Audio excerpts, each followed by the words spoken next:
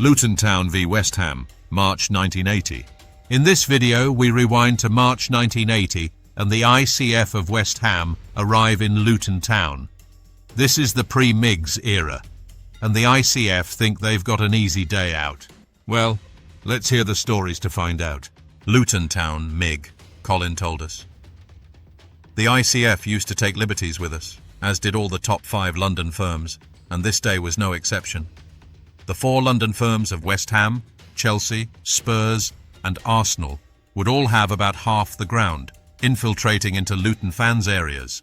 Millwall would have fewer fans, but would still infiltrate. I remember this game well though. West Ham were outside the Kenilworth Road stand, where they were supposed to enter, but they moved incognito around to the Oak Road stand, where they knew Luton would be, being Luton's home end. They were allowed access even though none of them had scarves on and didn't look like Luton fans. The thicko turnstile operators just let them in, and the police watched on. There were 3 pens in that Oak Road stand, and the central pen had 2 entrances to it. The ICF mobbed up on the main stand side pen with hundreds of infiltrators who laid into any Luton stupid enough to stand their ground. They then occupied and held the main road stand of the central pen of the ground and battered everyone around them. We didn't put up a good fight really, and we were obliterated, with Luton leaving the stand as the game started. West Ham were not in the Maple Road stand, as some have suggested, where the old boys and women stood. But they were in the Kenilworth Road end, around 5,000 of them, and in the Oak Road end, about another 1,500 of them. There were no Luton in the Maple Road corner to put up a fight, because the Maple Road corner didn't become a thing until the mid-80s, and was the catalyst for the MIGs, who were fed up of keep being turned over on their own patch by the likes of the ICF and others. The MIGs from those days were mainly from Stopsley, because I knew most of them, but at this match, we were overwhelmed anyway. Luton did not always have a go at the ICF. As with Chelsea and the others, we could easily get overwhelmed. Ironically, we had a strong contingent from Luton and the surrounding villages and towns that would travel to West Ham and Chelsea games, I suppose for the obvious reason, they would get more glory with their mobs than ours. I used to stand on the Kenilworth Road end and watch all the action unfold. It was a great view from there. The MIGs were not born out of victory but out of defeat. They specialized in picking off smaller groups or stragglers.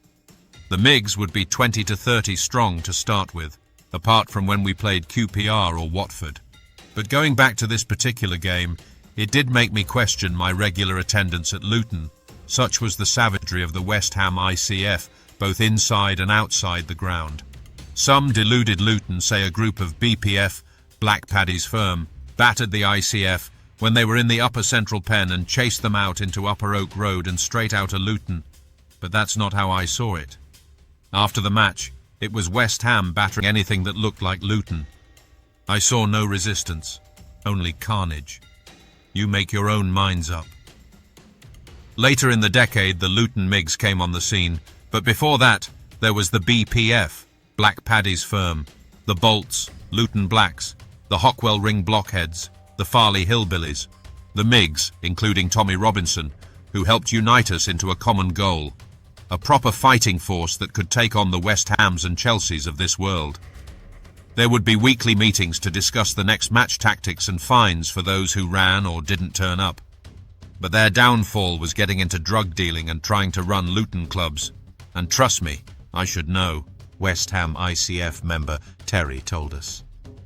To be honest, Luton was a very easy day out for us.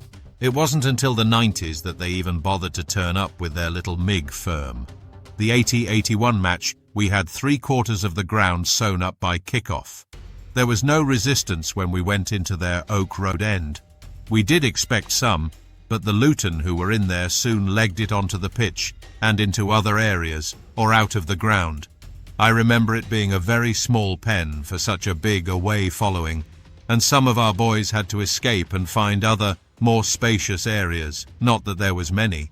Luton was and still is a very small ground and not fit for purpose really. After the match we went searching for the Luton mob, but nowhere to be seen. I think their MIGs started in the 90s, so this was far too early. I can't remember Luton having a named mob at the time, but they never showed whoever they were. One of our very easy days out, along with the Watford, QPR and Charlton sort of days.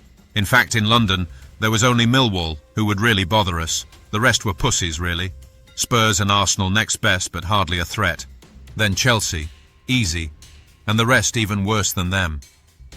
Us and Millwall basically ruled London. I think we were worse than Millwall because we could count on the numbers. At Upton Park we were awesome, and no one ever got the better of us at home. Away, it could be dodgy, as you know.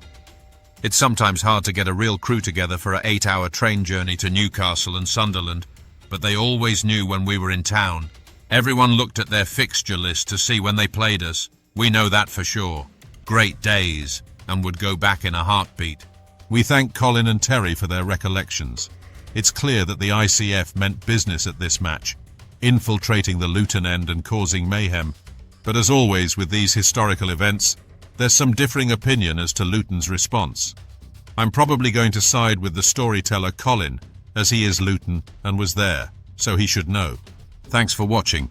Please comment, share, like and subscribe, as it really helps our channel grow.